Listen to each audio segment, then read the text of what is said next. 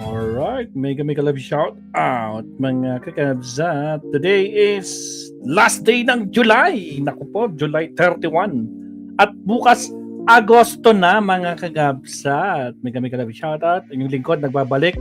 Kakauwi ko lang kabsat. Galing tayo sa hospital. Siyempre, nagbantay tayo sa ating pasyente mga kakabsat. Kailangan natin mag-live stream. Tapos, balik na naman ako mamaya. Tapos, para maghatid lang ng pagkain. At anyway, bago natin umpisahan tong mga saltik na to, tingnan pa naman, napakita pa yung saltik, mabibwisit na naman yung mga garapata dyan, Diyos Lord Rudy. Ito pa pag-usapan natin, maestro. Ito po, naku po si Agimat, mga kakabsat, breaking news. Si Agimat ngayon lang, no? Mga 30 minutes ago or 1 hour, sabihin mo na mga kabsat. Naku po, ha?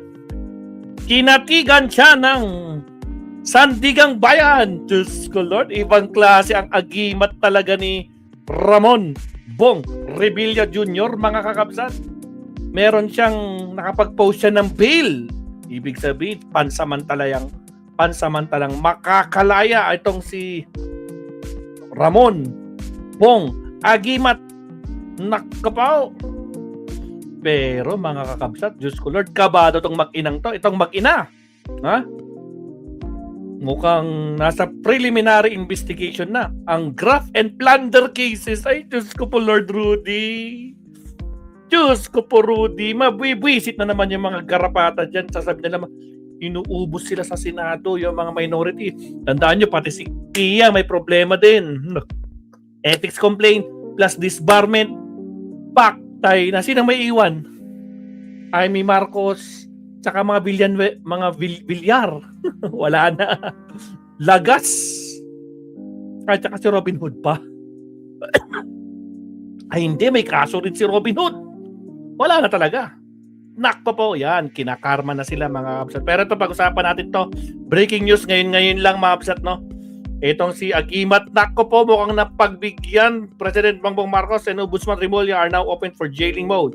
Kakasabi lang ni Lustay, saltik na weak leader si BBM. Iba talaga itong si Lustay, no? Kaya namang problema sila ngayon. Diyos ko po, Lord Rudy.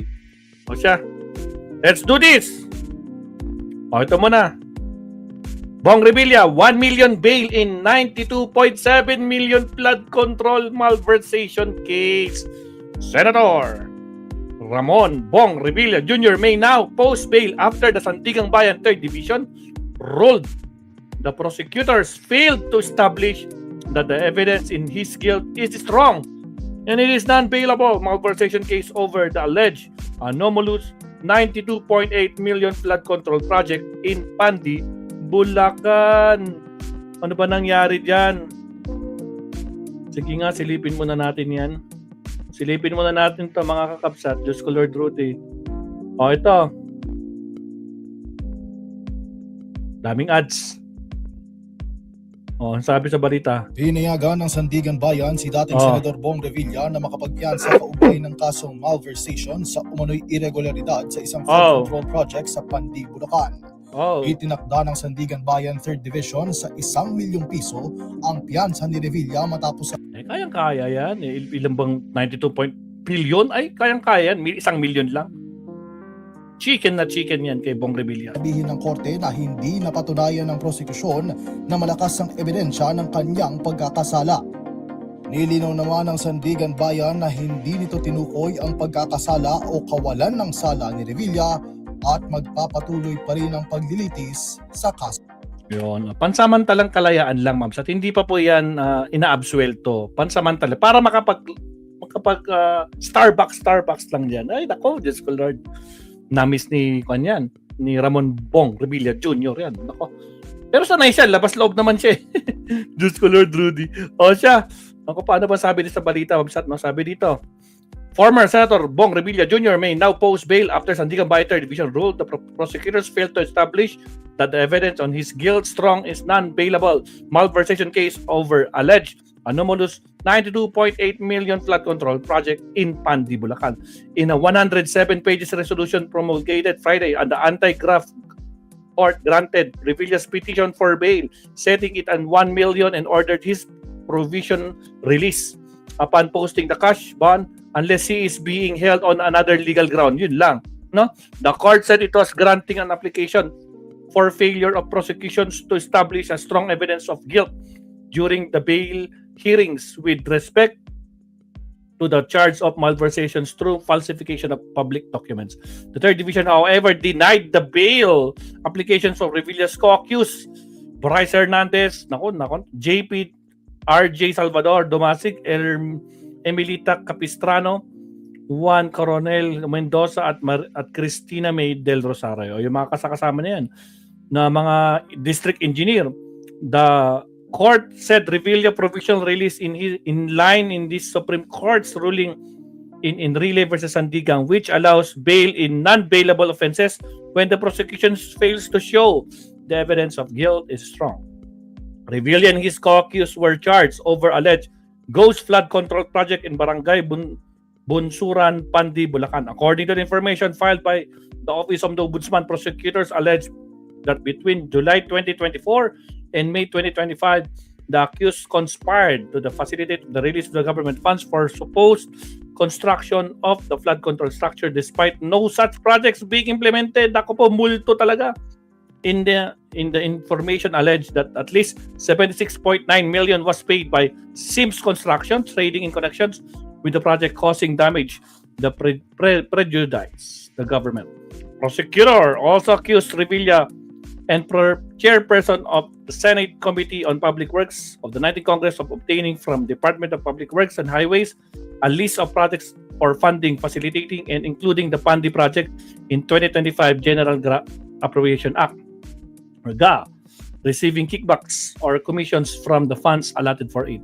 Revilla was repeatedly denied for allegations. The Sandigan Bayan stressed that this ruling was limited to the issue of bail and did not determine Revilla's guilt or innocence. Oh, wala pang dinedetermine kung guilty ba or innocent itong si. Yung bail lang pinag-uusapan. The criminal case will proceed to trial. Oh, syempre. Kumbaga kon lang to, maapsat, no? Relax. Yun nga lang. Malakas talaga tong agimat ni Budots. Ay, Diyos ko po, Rudy. Naka po. Oh, paktay kayo dyan. Shoutout, Kapsat Allen Valencia. Sa mga silent viewers natin, shoutout sa inyo, Mabsat na. At maraming salamat pala, Mabsat, no? Baka naman, maraming salamat po sa mga bagong subscriber. Umabot na tayo ng 145,000 subscriber as of today, no? Kaninang umaga pa po yan, no? So, again, maraming salamat, Mabsat, So, pinost na natin yan. Siyempre, patalastas muna, Mabsat. Maraming salamat, mga kakabsat. Eto na tayo, Mabsat. Yuhu! Salamat! Nakita nyo ba? Hindi niya ito nakikita. Wait lang. Patalastas. Bago tayo pumunta kay Loren. Yan, maraming salamat, Mabsat. Umabot na po tayo ng 145,000 subscriber. No? Sa mga bashers dyan, keep on bashing, Mabsat. Diyos ko po, Rudy. Siya, tuloy natin ito. Diyos ko, Lord Rudy. Nakapaw! Mabibisit na naman yung mga garapata pag ganyan na pinag-uusapan natin, tuloy natin to. Next! Talon tayo dito kay Ombudsman. Nakapaw! Ano pang ginawa ni Ombudsman? May bagong announcement na naman. Nakika-visit ng mga garapata. Pasok. Yung unang kaso, contractor yon. Nako, sinong contractor yan? Yung yung mga ginawa niya na self-dealing sa loob ng Kongreso, tsaka yung trabaho na hindi dapat ginagawa ng isang congressman. Nako, ano ba kasi ginagawa na trabaho dapat ng congressman? Ginawa niya. Nako po, Loren, ano ba yan? Contractor, di ba? Alam niyo na yan, conflict of interest. TH. Yun lang. Republic Act 3019. Yung kay Leandro Leviste naman, ay mabigat na kaso kasi nako, mabigat kasing bigat ng solar system yata. Diyos ko, Lord. Yung kanilang pagkahawak na eksklusibo sa solar ay talagang grabe nga yan, no? Grabe. Binenta lang. Damage sa ating paldo. Sapagkat hindi naman sila tumupad sa kanilang dapat tuparin. VMP Romy, shoutout. Hindi ginawa yung dapat nilang gawin. At para bang basta malinaw yung kaso na ang kanilang ginawa ay labag sa batas. Agoy! Ang laki nang nawala sa ating mga Pilipino sa pagkakasalansan ng solar empire ni Leviste na ang nangyari naman ay binenta lang. Yun lang. Siya lang nakinahabang nun. Diyos ko po, ang saklap. Ibang klase ka talaga, Liviste. Uy, may problema pa si Liviste, mabsat ha. Tungkol sa mga kumakalat na mga feeds natin dyan. Sabi na may ginawa siya kay Ralph Recto. Di ba? Mamaya pakinggan natin yan. Hindi naman talaga tumupad sa papakuryente ng ating republika. Kasi kumuha sila ng exclusive exclusive service contracts. Grabe. Na Leonida, sa Pilipinas, Negrillo, shoutout. Sarah na for sila lang family. ang maaaring mag-produce at gumamit at magbenta ng solar energy. Na talagang taliwas naman sa batas ng Diyos. Kasi ang araw ay para sa lahat ng tao. Sila ngayon, parang sila ang naging mamayari ng araw. Oh. Power ng araw. Para to the detriment of others, to the exclusion of other Filipinos and other investors. Sir, kay Lauren na involvement paano? Kay Loren, Non-involvement kay Lauren. Kasos, bakit? Makakakilos ba si Leandro na 21 years old noong panahon na yan? Kung walang tulong ang nanay, pakinggan natin sa ombudsman. kasama siya, siya kasi, hindi naman makukuha ng 21-year-old, 21 na si Leandro nun eh. Yung prangkisa na exclusive, kung hindi tinulungan ng nanay niya, Yon! na chairman noon ng Finance Committee, Yon! Tinulungan nga ba? Ay, Diyos ko po, Rudy, naspak! ng Senado. Nako po. Parang appropriations yan ng House, Finance Committee ng Senado. At ginamit niya yung kanyang posisyon para makakuha ng prangkisa yung anak niya. Okay. So, dawit. Kaya pala silang mag-ina. Nako, mga kabsat. Nako po, mga kakabsat. Diyos ko po. Ala kayo. Baktay kayo. Paano yan? Breaking news. No? Tingnan natin tong articles. Pakita natin tong article. Pakita natin. Ombudsman reveals graph plunder Raps versus Lauren Legarda and Leandro Leviste mag-ina. Diyos ko po. Naspakan. Awan manan. Manila plunder and graph complaints against Senator Legarda and her son Batangas Representative Leandro Leviste over ghost electricity. Ghost. Hindi lang ghost. Ghost electricity are now under preliminary investigation stage. Ombudsman Jesus Crispin Rimula revealed today, Friday. The complaint reaching the preliminary investigation stage means that it is just one step away from being filed of a case in Sandigan Bayan. One step away na lang, aside from them. Rimulya said, former Department of Energy Chief Alfonso Cusi is included in the complaint. Investigators said that Legarda, Leviste, and Cusi conspired to secure exclusive government rights over the country's solar energy resources through legislative and regulatory action. Agoy, we have been hitting ghost projects, but this one is a ghost electricity. They promised to produce electricity. They promised to produce it using solar, but they did not. Rimulya said, Filipino during a press conference. Leviste, who founded the Solar Philippines Power Project Holding Corporations in 2013 when he was just 20 years old, won for more than 30 service contracts with the government. Agoy! Diyos ko po. After Rimulya pressers, the Office of the Ombudsman releases the statement saying the number of service contractors obtained by Leviste created by virtual monopoly of solar energy projects. Numerous exclusive solar energies service contracts were awarded to corporations within the alleged network, but many of the projects were never developed as promised. Yun lang. Paktay ka dito, Wonder Boy. Ombudsman said all indicators point to the fact that they had no intentions to fulfill contracts that they had gathered. The anti-graft body said that the terminated contracts resulted in a more than 10.44 billion in unpaid financial obligation to the government. But Rimulya said the damages incurred Grabe, billion na ito pinag-uusapan dito. Diyos ko po. Hindi lang million, billion na. Incurred with the government at the hundreds of billions pesos. The 10 billion is just a contract but not the amount lost to us Filipinos in the most of the hundred of billions. Aray ko po. According to Remillar, Leviste would not have obtained such contracts if it were not for Legarda. Nanay niya. Legarda was the chairman of the powerful Senate Committee of Finance, and Leviste won the contract in 2019. 21 siya noong 2019. So plus crayons, plus 6, 7. So 28 na siya. Or 27. Leandro is 21 years old, could not have been obtained an exclusive contract without the help of her mother, who was the chairman of the Senate Finance Committee, who used her position so her son could get the franchise. Agoy, paldo! Paldo, mga kakabsat! Paldo ang kaso. One step away from Sandigang Bayan na sa preliminary investigation na. At sigurado na ako po. Kaya naman pala sinasabi doon sa sinasabi ng mga minority.